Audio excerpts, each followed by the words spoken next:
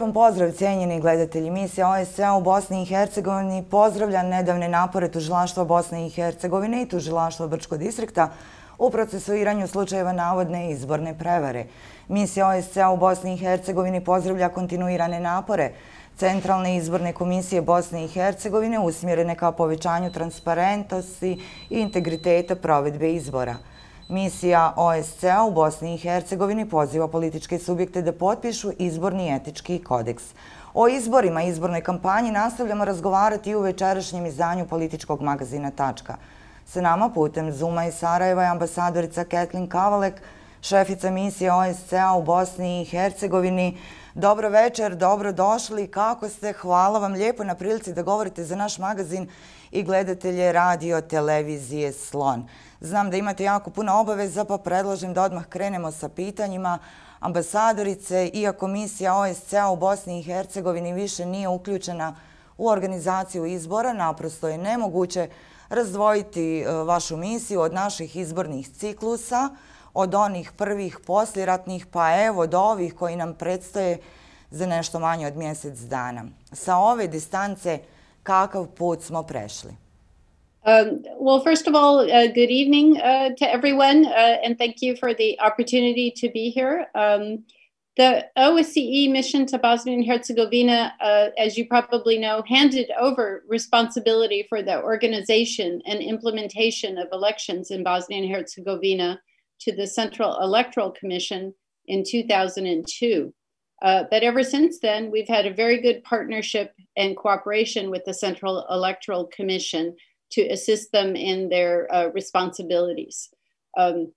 Election administration is a complex and sensitive process, which not only requires the Central Electoral Commission, but also political parties, the judiciary, law enforcement, and media to act with professionalism and dignity. Based on this cooperation that we've had, the OSCE mission has full confidence in the technical abilities of the Central Electoral Commission, and we will continue to support them within our mandate under the Dayton Peace Accords to assist them in improving the election process. Možemo li govoriti o tome da danas Bosna i Hercegovina ima fair, transparentne i demokratske izbore? That's a good question. Over the last election cycles, the OSCE's Office for Democratic Institution and Human Rights, ODIHR, has observed that elections have been generally competitive. However, together with ODIHR, our analysis is that election administration in Bosnia and Herzegovina needs a comprehensive and substantial improvements at all levels. For example, this includes cleaning up the voter registries, properly administering appointments, looking at the composition and performance of polling station committees, which is very important, eliminating opportunities for election fraud, and making necessary changes in the election law. So the elections this year are no exception in that regard. We have over the years supported the Central Electoral Commission through several cycles to try to ensure fair, democratic, and transparent process, which is necessary to rebuild citizen trust in the process. But we need to see politicians and all relevant institutions to take steps to try to improve the process. We're here to help support those processes at improving the process, but it really comes down to the role of politicians and their willingness to compromise and reach consensus to build a better system that can be trusted by all citizens. Ambasadorice, kako ocjenjujete rad Centralne izborne komisije Bosne i Hercegovine od imenovanja novih članova proljetos? Čini mi se više nego ikad su u fokusu javnosti. Dovođenje u pitanje je izbor članova u Parlamentarnoj skupštini Bosne i Hercegovine i jedan dio političkih opcija koje toliko pominjete i kažete da su jako važan faktor zapravo u cijeloj ovoj priči, ne slaže se sa radom članstva. Mogu li se takvi stavovi dovesti u vezu sa određenom vrstom političkog pritiska na Centralnu izbornu komisiju i je li zapravo Centralna izborna komisija politički neovisno tijelo? Well, the Central Electoral Commission is an independent institution whose primary role is to ensure the conduct of free, fair, and credible elections. By law, its members are not accountable to political parties and they must act impartially. And all of our support is designed to help them achieve this impartial, independent role. It's, of course, important that CEC members comply with their obligations and with high professional standards. But also it's important that political parties and leaders refrain from pressuring the Central Electoral Commission and its members. The real or perceived lack of independence and impartiality of CEC members can severely affect citizen trust toward the institutions and the integrity of elections. We, of course, took note of the official decision by the BiH Parliamentary Assembly, House of Representatives, which was published in the official Gazette, following a decision of the BiH court to reject a request for delay of execution of a decision about a Central Electoral Commission. If anyone wishes to challenge the decision, it seems to us that this can only be achieved through another decision by the parliament or by challenging it before the court. So from our perspective, the Central Electoral Commission at this moment is fully empowered to carry out its responsibilities in a transparent and independent manner. Dosta prašine u javnosti, medijskih napisa, izvještaja, tvrdnji građana ove države, političkih predstavnika, podigle su izražene sumnje u manipulaciju biračkim spiskovima, ali i prijave za upis birača u birački spisak za glasanje van Bosne i Hercegovine. Koliko je zapravo značajno da ovakvi navodi budu provjereni te da dožive svoj sudski epilog? Well, you're absolutely right. These reports are concerning. The authorities in BiH, including the Central Electoral Commission and the BiH Prosecutor's Office, need to respond to reported irregularities and also to provide information on their responses to the general public. Just as important, we encourage all citizens who see any suspected irregularities to report them to the Central Electoral Commission. This year, I think we've seen progress from authorities in BiH in responding to potential irregularities. We saw indictments raised recently in Sanski Most and Brčko district to cases of election fraud from the 2018 elections. And in this sense, we recently hosted a meeting between the Central Electoral Commission, the BiH Prosecutor's Office, and SIPA, in which the three institutions agreed to establish a regular channel of communication and cooperation to combat election fraud. This is really important. We also participated in a similar meeting with the Central Electoral Commission, the HJPC, and prosecutors from all over Bosnia and Herzegovina to discuss further cooperation. We welcomed very much the recent call by the Central Electoral Commission for citizens to review the published voter list for out-of-country voting and to report any irregularities they saw. It's really important that voter lists be transparent, public, and accessible to all so voters can have confidence that they're registered appropriately. This is why we were surprised when the Agency for Data Protection instructed the Central Electoral Commission to remove the out-of-country voter list from the CEC website. We understand that the Central Electoral Commission will appeal this decision. Once there is a ruling on this issue, we believe it will be important to take steps to ensure that voter lists can always be transparently published. In the past, the CEC published regularly the lists of regular and absentee voters.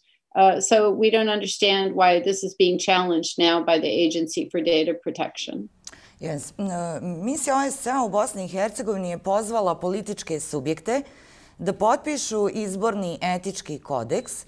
Izborni etički kodeks predstavlja dogovorni planski akt političkih subjekata za lokalne izbore 2020. godine povodom zvaničnog početka izborne kampanje. Evo, odmakli smo u ovoj izbornoj kampanji, ali do sada, ukoliko sam to dobro primijetila, ovaj kodeks potpisan je u 25 lokalnih zajednica. Šta je cilj ovog kodeksa? Thank you for asking about this. This is, we think, a great initiative that political subjects in a number of municipalities across the country have signed this pledge, which represent a code of ethics for political parties, for their candidates, for independent candidates, and for coalitions in election campaigning. The OSCE mission facilitated the development of the pledges, and the final product represents successful cooperation between local counterparts in our offices. So the pledges call for key commitments by the participating candidates, such as respecting legality, avoiding putting any political pressure on others, and avoiding the use of hate rhetoric, or also for not using their current positions for political purposes. Of course, the goal here is for everyone to abide by these principles and for voters to be able to hold these candidates responsible for the pledges that they signed.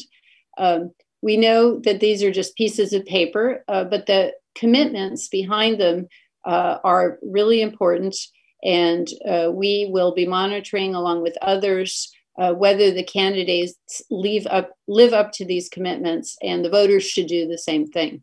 Yes. Od izbornog do izbornog ciklusa zapravo svjedočimo da se ne komuniciraju izborne platforme, programi, politike. Naprotiv, kao teme dominiraju podjele, ugroženosti, nacionalna pitanja, nacionalni konteksti i sl. Koliko je važno promijeniti sadržaj komunikacije? Well, this is again something where I think voters should insist that they vote for candidates who address real issues and that are important in their daily lives, especially in municipal elections. And candidates also need to create an atmosphere of dialogue and tolerance. Voters want to hear about job creation. They want to hear about public services and how they're going to be improved. That voters want to hear about how candidates would tackle corruption. These are the questions, and creating division and attacking each other is not constructive and doesn't tell voters what they need to know to be able to make the best choice. Negative rhetoric can jeopardize the elections and can jeopardize progress afterwards. Once the elections are over, everyone needs to work together. So these types of inflammatory statements are very dangerous. They can even incite people to violence. We've seen that before. And we continue to see from our observers, they continue to record these types of inflammatory statements during election cycles in Bosnia and Herzegovina. As we've said before, all of us who follow elections in Bosnia and Herzegovina, the OSCE, ODIHR, and the EU have noted that electoral laws in this country should be improved, including in particular provisions relating to hate speech. And these can be aligned with international standards. So we're here to help with making changes in the electoral law when politicians are ready to do that work, to provide the expertise that's needed to develop drafts that meet European and international standards. Drago mi da ste spomenuli upravo ove izmjene izbornog zakona. Jedna od ključnih tema i jedan od glavnih zahtjeva Evropske unije na putu pridruživanja Bosne i Hercegovine u zajednicu evropskih zemalja jeste izmjena izbornog zakona Bosne i Hercegovine. Koji je vaš stav misije OSCE-a o ovoj temi? Well, the OSCE mission is concerned that citizens in this country are losing faith in elections and a development that would undermine the foundations of democracy in this country. I've been here in Bosnia and Herzegovina for about a year, and people raise this topic with me all the time. They're concerned about the quality of the elections. We believe that trust in the elections can be rebuilt if we improve the functioning, transparency, and integrity of the electoral process and administration. So from our perspective, the electoral law could be amended with a focus on elimination of discriminatory ethnicity and residency-based restrictions to stand for elections, strengthening the regulatory framework related to political party financing and campaign financing, expanding rights of citizens to file complaints, improvements in the work of the municipal election commissions and polling station committees. That's very important. Also, the integrity of the central voter registry needs to be assured, not to mention how election results are verified. So all of the political parties need to come together for constructive discussions on how to do this. Prior to this election cycle, the OSCE mission to Bosnia and Herzegovina worked together with an interagency working group to put forward proposals for amendments to the BiH election law. We've asked the Joint Collegium and the Council of Ministers, we've suggested that they reestablish this interagency working group to get going right after these elections on revising the election law so that citizens can count on a better election system for the next round of national elections 2 years from now. We would work together to support this process with the Council of Europe Group States Against Corruption, GRECO. Da, evo, građani Bosne i Hercegovine mogu svjedočiti jednim dijelom promjenama izbornog zakona, barem u ovom dijelu koji se odnosi na održavanje izbora u Mostaru nakon 12 godina. S druge strane, upravo tu njihovu apatiju i nepovjerenje prema svim izbornim procesima, čini mi se, dovodi i ovo stanje u entitetu Federacija Bosna i Hercegovina, gdje unazad evo 2 godine od održanih izbora mi i dalje nemamo promjenu vlasti, no poseban izazov za ove lokalne izbore predstavlja i činjenica da se oni odvijaju u uvjetima pandemije COVID-19. Jesmo li u stanju nositi se sa ovim izazovima? I think it's possible if with the support of local authorities to ensure that all the precincts have personal protective equipment, that the Central Electoral Commission has sent information on how to safely carry elections. And we've seen other countries that have successfully held elections under the COVID pandemic. So it is possible if everyone works together. The Central Electoral Commission itself can't provide this material because they were not giving the funding to do so. So it really is up to the municipal authorities, and this is something I have personally raised when I've traveled with municipal authorities, to make sure that they obtain and distribute this equipment in time for the elections. Of course, it's also important for the voters to respect all the measures when they go to vote. And we've seen new measures adopted here recently in the country about wearing masks out of doors and on all places. So hopefully we can all come together to make this a successful election process by respecting health measures. Yes. Molim vas za vašu poruku građanima, gledateljima, ali i kandidatima, kandidatkinjima na predstojećim izborima. Neću vas dalje zadržavati, znam da imate jako puno obaveza. Sure. Well, the most important message to everyone is to vote, to get out and vote. It's important to exercise your right to vote. I have 3 young adult children in the United States, and I've urged them to vote. And I think all of us need to take our responsibilities seriously when it comes to voting. I also want to send greetings to voters in Mostar, and we're so happy that they've had their fundamental right restored for this election cycle. And I'm also excited to see surveys which suggest that the vast majority of young voters in Mostar do plan to get out and vote.